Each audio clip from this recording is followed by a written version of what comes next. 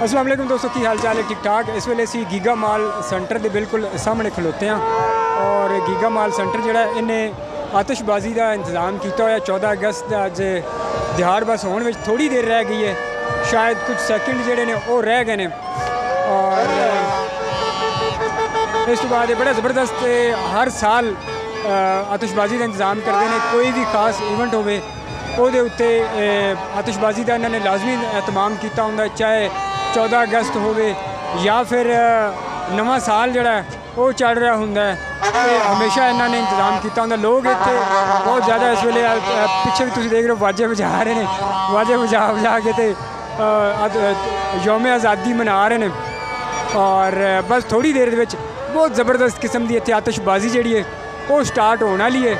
और मेरी कोशिश होएगी कि बस थोड़ी देर में स्टार्ट हो जाए तो फिर मैं तुहानू दिखावां। और बस काम शुरू हो गया जे। और तुहानू बहुत बहुत जश्न आज़ादी मुबारक हो दोस्तों। और तुसी देख सकते हो बहुत ज़बरदस्त हमेशा की तरह हर साल यौम आज़ादी नू इस तरह सैलीब्रेट करते हैं, या फिर कोई होर ख़ास दिन होवे बड़े ज़बरदस्त तरीके दे नाल सैलीब्रेट करते हैं। बड़ी दूर दूर लोग देखण आउंदे ने। रावलपिंडी ख़ास तौर पर बतौर ख़ास और इस्लामाबाद तो बहुत सारे लोग आउंदे ने। मैं इस्लामाबाद तो ये आतिशबाजी देखने के लिए आया सी और बहुत ज़बरदस्त माशाल्लाह वधिया वधिया कमाल कमाल मज़ा आ गया, स्वाद आ गया। और दोस्तों तुम देख सकते हो बहुत बाकमाल किस्म की आतिशबाजी जी वो स्टार्ट है। और लेकिन ये देखने के लिए तुहानू इत्थे थोड़ा जिहा खेचल करनी पैंदी है, सफ़र करके तो तुहानू आना पैंदा है गीगा माल सेंटर के सामने। और हमेशा की तरह लोगों नू महसूस करने के लिए और गीगा माल सेंटर की जी इंतज़ामिया है वो हमेशा ये दिन जोड़े मनाने के लिए खेचल करते हैं। और बहुत सारे लोग जोड़े ने इत्थे आतिशबाजी स्पैशली वेखण के लिए आए हैं।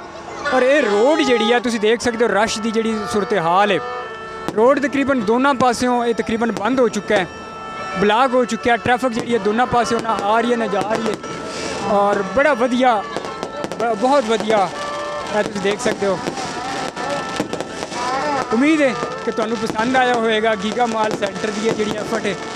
और अल्लाह पाक पाकिस्तानियों नू सलामत रखे, खुश रखे। अल्लाह पाक साडे मुल्क नू तरक्की अता करे, अल्लाह पाक खुशियाँ अता करे। जेड़े मसाइल पिछे होए ने साडे मुल्क नू फेस करने पैने, अल्लाह करे कि दोबारा वो फिर अगे ना करने पैन। डॉलर सस्ता होवे, तेल सस्ता होवे और गरीब लोग जेड़े ने वो वाकई उन्होंने कोई खुशियाँ नसीब होण, उन्होंने महंगाई की तो उन्होंने जान छुटे।